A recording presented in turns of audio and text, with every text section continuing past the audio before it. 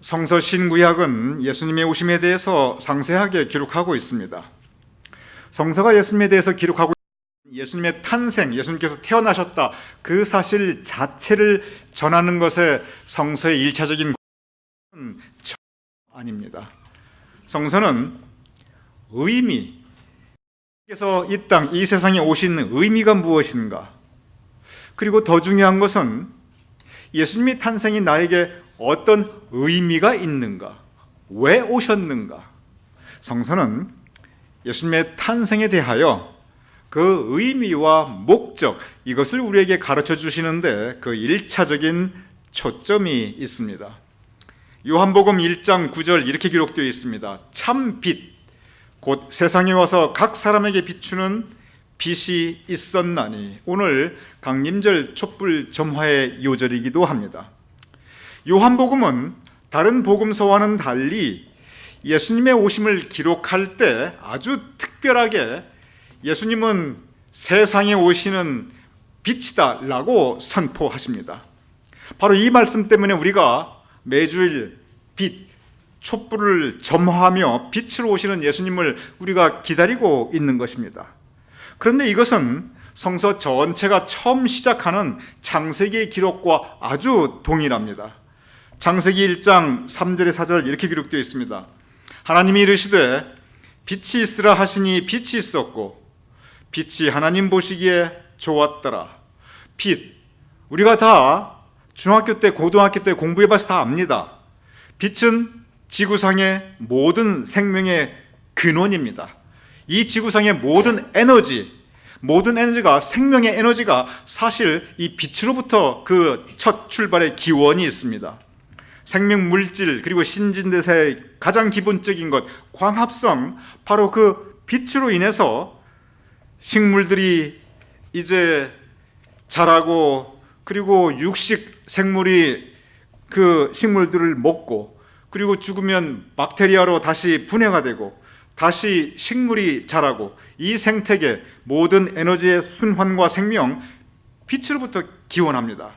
만약에 빛이 없었다면 적어도 이 지구상의 모든 생명체에게 그것은 바로 죽음을 의미하고 있습니다. 성서는 그래서 맨 처음에 이 생명의 기원인 빛을 먼저 하나님께서 하셨다라고 우리에게 기록하고 있습니다. 그리고 이어서 하나님께서 온 우주 만물과 그리고 생명체들을 창조하고 계십니다. 그런데 창세기 보면은 하나님께서 이 빛을 창조하시기 전에 직전의 상태에 대해서 우리에게 구체적으로 말씀하고 계십니다. 창세기 1장 2절 이렇게 기록되어 있습니다. 땅이 혼돈하고 공허하며 그리고 흑암이 깊었다는 것입니다. 세 가지 단어 다시 한번 생각해 보겠습니다. 빛을 창조하시기 이전의 상태입니다. 빛이 비추기 이전의 모습입니다. 혼돈함이 있었고, 공허함이 있었고, 그리고 흑암, 어두움이 깊었습니다. 이것이 빛이 오기 전에 모습이었습니다. 먼저 혼돈, 무슨 뜻입니까? 질서가 없습니다. 뒤죽박죽입니다. 엉망진창입니다. 이 혼돈은 적어도 무엇이 옳고 무엇이 그른지, 적어도 무엇이 진리이고 무엇이 거짓인지 뒤죽박죽인 것, 우리가 알 수 없는 것, 그것이 혼돈입니다. 분별이 안 됩니다. 어떻게 살아야 하는지, 무엇을 추구해야 되는지 도대체 내 삶 가운데 엉망이 되어버려 있습니다. 우리 삶을 지켜나가는 가장 기본적인 개념 중에 하나는 질서입니다. 우주 만물 분명한 질서가 있습니다. 사람의 삶, 이 세상이 돌아가는 것 분명한 질서가 있습니다. 그리고 질서는 신뢰, 서로 믿는 것을 바탕으로 하고 있습니다. 오늘 여러분 교회 오실 때 파란 불이면 그냥 갑니다. 내가 파란 불일 때 적어도 다른 차들이 서줄 것이다. 그 신뢰가 있기 때문에 우리 파란 불이면 막 살피지 않고도 그냥 지나갈 수 있습니다. 농부가 봄이 되면 씨를 뿌립니다.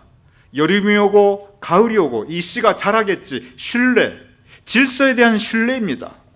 운전이든 농사이든 인간 관계이든지 이 세상은 질서에 기반해서 모든 것이 이루어지고 있습니다. 우주 만물이 그렇습니다.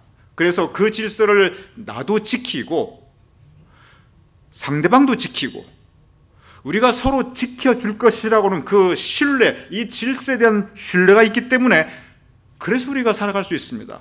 그런데 이 신뢰가 무너지면, 즉 질서가 무너지면 세상은 온통 뒤죽박죽이 됩니다. 공동체 안에서 이 신뢰가 무너지면, 적어도 질서가 무너지면 그 공동체는 허물어지고 무너집니다. 인간관계의 이 질서, 신뢰가 무너지면 분열과 갈등과 대립과 반목, 그리고 싸움, 남는 것은 아픔과 상처밖에 없습니다. 이것이 바로 혼돈입니다. 여기 성경에 혼돈이라고 하는 것은 추상적인 개념이 아닙니다. 우리의 삶의 모습입니다. 오늘 이 세상 돌아가는 것을 보시기 바랍니다. 많은 경우 혼란스럽습니다. 많은 경우 뒤죽박죽으로 느껴집니다. 인간관계도 그래요. 공동체에도 그런 모습 얼마든지 있습니다. 심지어 믿음의 공동체인 교회에도 혼돈, 질서가 무너지고 신뢰가 깨어지고 그로 인한 아픔과 상처, 바로 이것은 현실의 모습입니다. 공허, 빛이 있기 전에 맨 처음 혼돈이 있었고 빛이 있기 전에 공허가 있었습니다. 공허가 무슨 뜻입니까? 간단합니다. 있어야 할 것, 반드시 있어야 하고 존재해야 되는 것이 없으면 그것이 공허입니다. 내 마음에, 그리고 내 삶의 자리에 그게 반드시 있어야 하는데 그것이 없을 때 내 마음이 느끼는 것, 있어야 할 것이 없는 그 현실이 공허하고, 그리고 내 마음에 있어야 할 것이 없을 때 내가 느끼는 것, 그것이 바로 공허, 허무함입니다. 내 마음에 은혜가 없고 감사가 없고 기쁨이 없을 때 내 마음은 허무합니다. 공허합니다. 내 삶의 자리에 사랑이 없을 때, 내 삶에 의미와 보람이 없을 때 내 인생이 공허합니다. 있어야 할 것이 없기 때문에 그렇습니다. 인간관계에 서로 의지할 수 있는 신뢰가 없을 때, 서로 존중해주는 배려가 없을 때 그 인간관계는 빈곤합니다. 공허, 이것은 또한 우리의 현실입니다.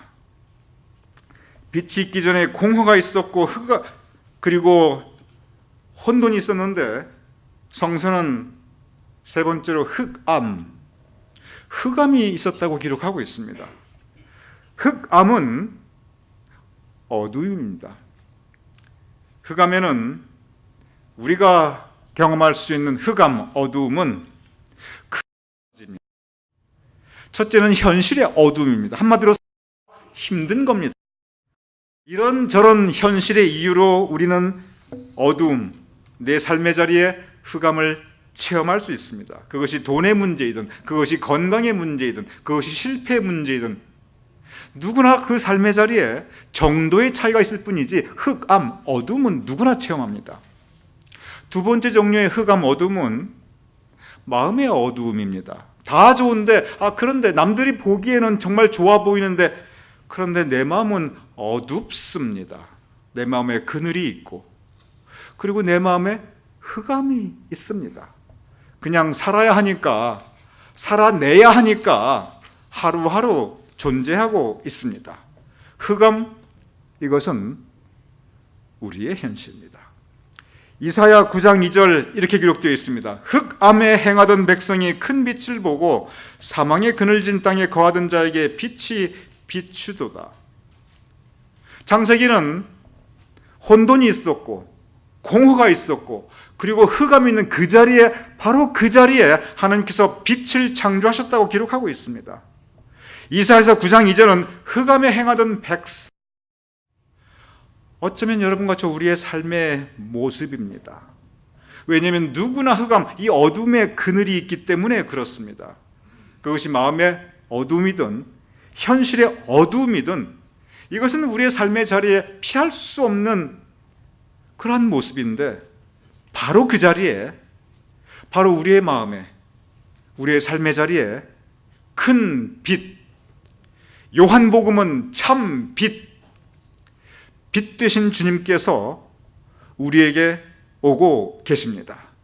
이 강림절, 바로 빛 되신 주님께서 우리에게 오고 계심을 기다리는 절기입니다.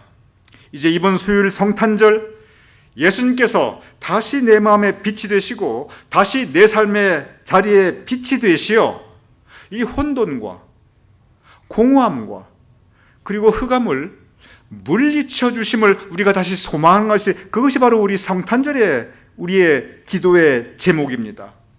주님께서 오십니다. 그리고 주님께서 우리의 마음을 밝혀주십니다. 주님께서 이 세상을 밝혀주십니다. 그래서 주님은 세상의 빛, 세상의 빛입니다. 이 말씀은, 여기까지 제가 드린 말씀은 여러분 모두가 별다른 마음의 부담 없이 그저 받아들일 수 있습니다. 큰 저항감 없이 여러분께서 아멘, 그렇지, 예수님께서 큰 빛이지, 예수님께서 세상의 참 빛이지, 여러분 마음속에 이것을 믿고 이것을 받아들이는데 큰 부담도 없고 저항도 별로 없습니다. 왜냐하면 그 말씀은 그저 믿고 우리가 은혜 받으면 됩니다. 성서는 거기서 한 단계 더 나갑니다. 성서는 그 말씀 끝나지 않고 그 다음에 우리에게 아주 부담스러운, 상당히 부담이 되는 말씀을 그 다음에 우리에게 전하고 있습니다. 마태복음 5장 14절 이렇게 기록되어 있습니다. 너희는 세상의 빛이라. 우리 한번 읽어보겠습니다. 시작. 너희는 세상의 빛이라. 여러분, 이거 마음속에 한번 곰곰이 묵상해 보시기 바랍니다. 세상의 빛, 방금 분명히 성서가 그렇게 말씀하셨습니다. 주님께서, 예수님께서 빛이다. 예수님께서 세상의 흑암을 물리쳐 주신다. 예수님께서 세상의 빛이니 우리 영접하자. 그런데 지금은 주어가 바뀌었어요. 너희는 세상의 빛이라. 성서는 예수님께서 세상의 빛이라고 상세하게 말씀하신 이후에 곧바로 이어서 너희는, 여러분과 저는 세상의 빛이라고 선포하고 계십니다. 빛이 뭐 하는 것입니까? 하나님께서 빛을 왜 창조하셨습니까? 빛은 혼돈 가운데, 공허 가운데, 흑암 가운데 있는 사람들과 이 세상에 밝고 환하고 따뜻하게 하고 그리고 의미와 목적을 부여합니다. 생명의 근원입니다. 분명히 그건 예수님께서 하신 일인데, 그런데 성경은 예수님과 우리를 동격으로 놓고 있습니다. 예수님과 같이 빛된 모습이 되어라. 예수님같이 살아라. 예수님같이 세상의 빛이 되어라. 너희는 세상의 빛이라. 한번 곰곰이 생각해 보시기 바랍니다. 이거 엄청난 부담입니다. 설령 내가 그걸 아멘하고 받아들인다 할지라도 과연 내가 그렇게 할 수 있는가? 이건 또 다른 과제입니다. 그래, 내가 세상의 빛이지, 할렐루야, 아멘, 내가 세상의 빛으로 살겠다 결단한다 할지라도 내가 과연 그것을 할 수 있을까? 다시 한번 곰곰이 묵상해 보시기 바랍니다. 저는 자신 별로 없습니다. 아멘하고 받아주십니다. 최 목사는 세상의 빛이다. 아유, 하나님께서 저를 정말 인정해 주셨어요. 너무 감사해요. 그런데 내가 과연 세상의 빛의 역할을 할 수 있을까? 다시 저 자신을 돌아보면 저는 자신 없습니다. 여러분은 어떻습니까? 너는 세상의 빛이다, 이 말씀 앞에 여러분은 자신 있고 담대하게 내가 능력 있다 하고 세상을 향해 선포할 수 있겠습니까? 여기에 여러분과 저를 향한 성서의 도전이 있습니다. 그리고 이 성탄, 빛으로 오신 주님을 우리가 기다리고 맞이하면서 바로 여기에 우리의 깊은 영적 그리고 신앙적 성찰이 있는 것입니다. 오늘 본문 마태복음 5장 16절 이렇게 기록되어 있습니다. 우리 같이 읽어보죠. 계속 주어가 바뀌었습니다. 이 지금까지는 주님께서 계속 주어가 주님이셨어요. 계속 이제 주어가 바뀝니다. 주어가 뭔가를 보면서 우리 함께 읽어보겠습니다. 시작. 이같이 너희 빛이 사람 앞에 비추게 하여 그들로 너희 착한 행실을 보고 하늘에 계신 너희 아버지께 영광을 돌리게 하라. 지금까지는 예수님의 참빛이 세상을 비추어 주님의 빛이 내 마음에 비추어. 주어가 계속 주님이었는데 갑자기 주어가 나로 바뀌고 여러분으로 바뀌더니 너희로 바뀌더니 이와 같이 너의 빛이, 나의 빛이 세상과 사람 앞에 비추게 하여. 그런데 부담스러운 정도가 점점 더 커집니다. 너희의 착한 행실을 보고. 이제 마음의 단계가 아니에요. 여러분, 마음의 단계가 있고 행실의 단계가 있습니다. 내가 빛이 되어야지 결단하고, 이건 내 마음의 단계입니다.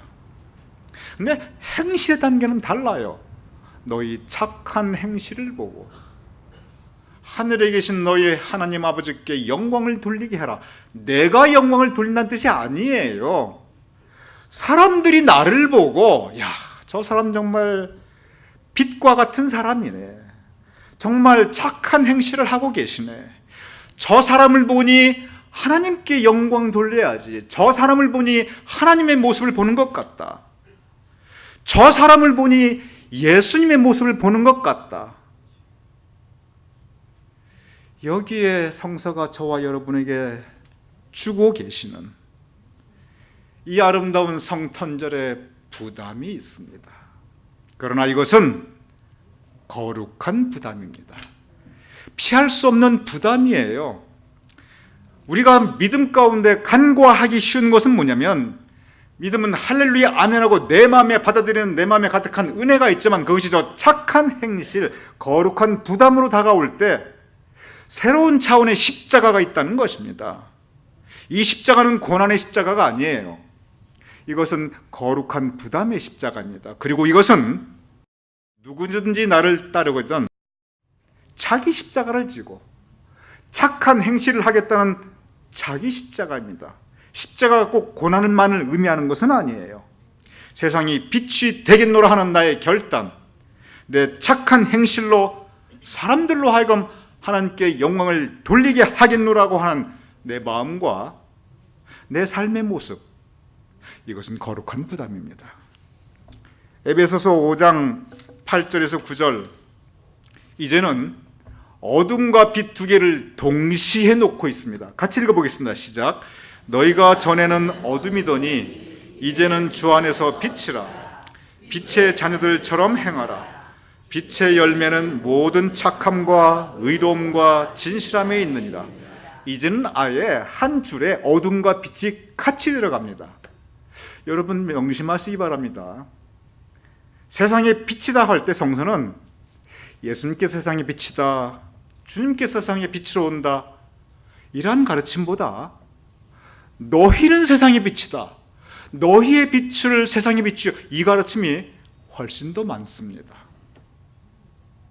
참으로 거룩한 부담입니다. 여기에 보면 구체적인 우리의 삶의 모습, 착한 행실이 무엇인가 기록되어 있습니다.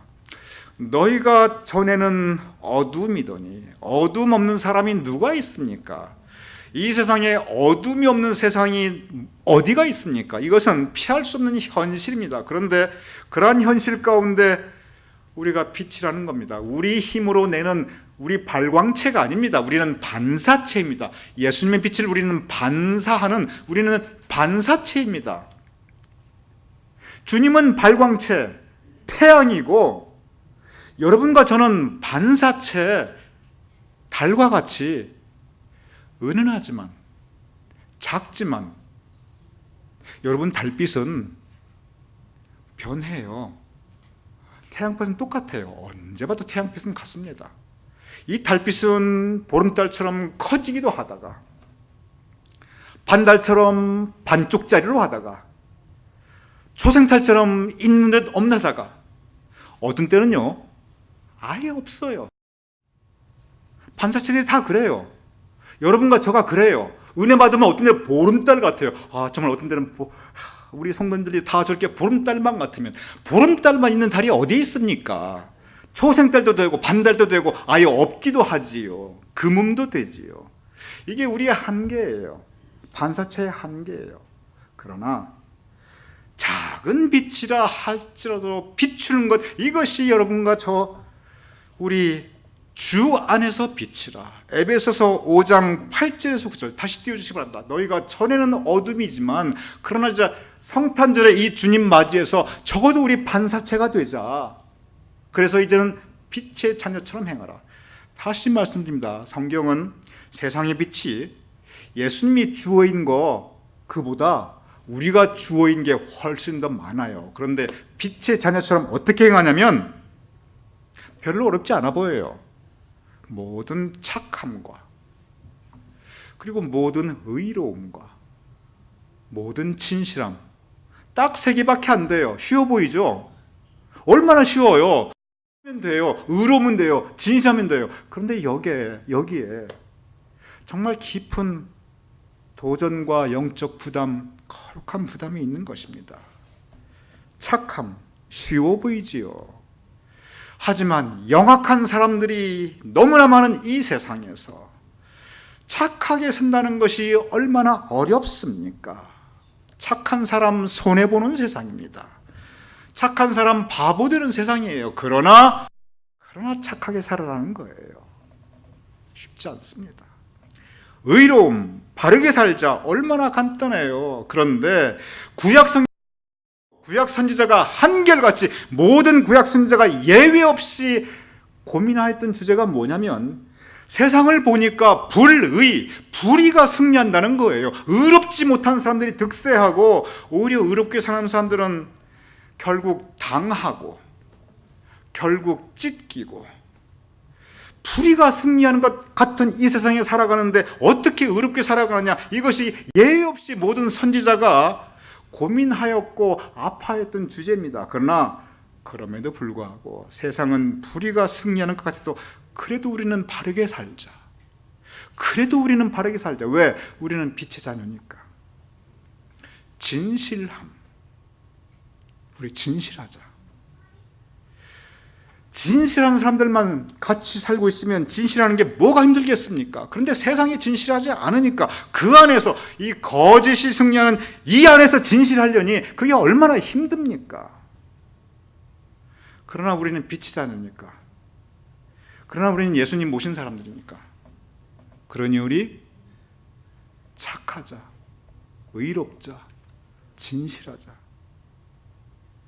성탄의 과제는 오신 주님을 영접하는 거, 그게 첫 번째고, 거기서 끝나면 얼마나 좋아요. 할렐루야 아멘 하고 끝나면 되니까. 그 다음 단계는 바로 이 단계입니다. 너희는 세상의 빛이라. 우리가 빛이 있는 것입니다. 그리고 그것은 엄청난 부담입니다.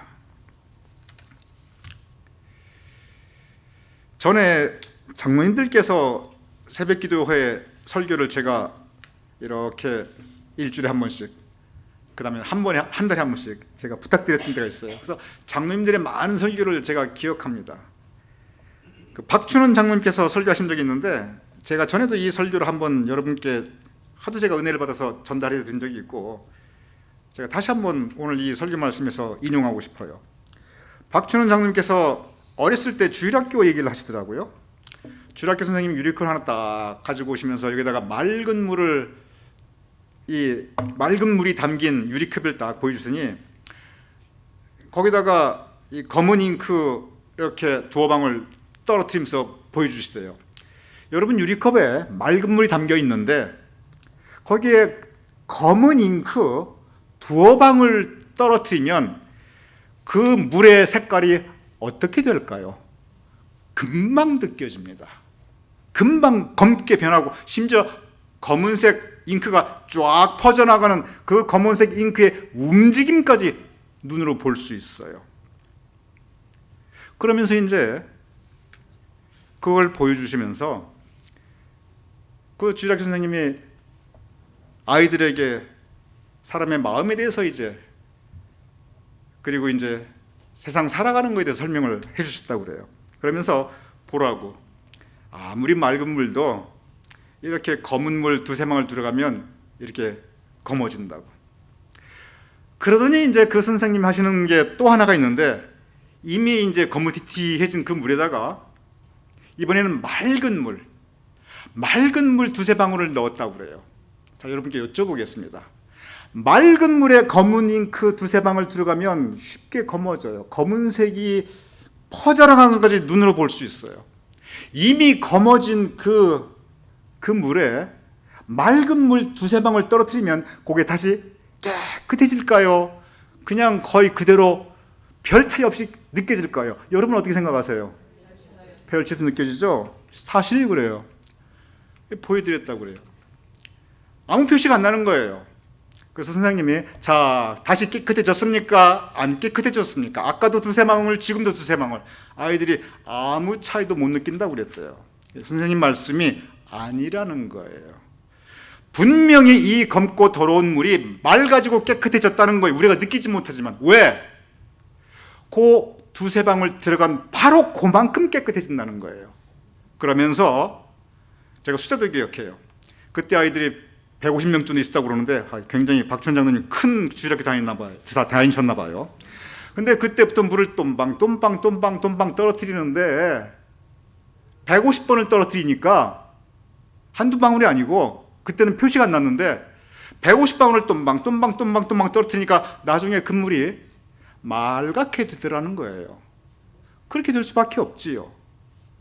그러면서 선생님의 결론이 뭐냐면, 우리 한 사람 한 사람이 맑은 물이 되자. 우리 한 사람 한 사람이 이 150명 우리가 맑은 물이 되면은 이 세상은 우리만큼 깨끗해지고, 그리고 세상은 분명히 깨끗해질 수 있다. 그렇습니다. 너희는 세상의 빛이라.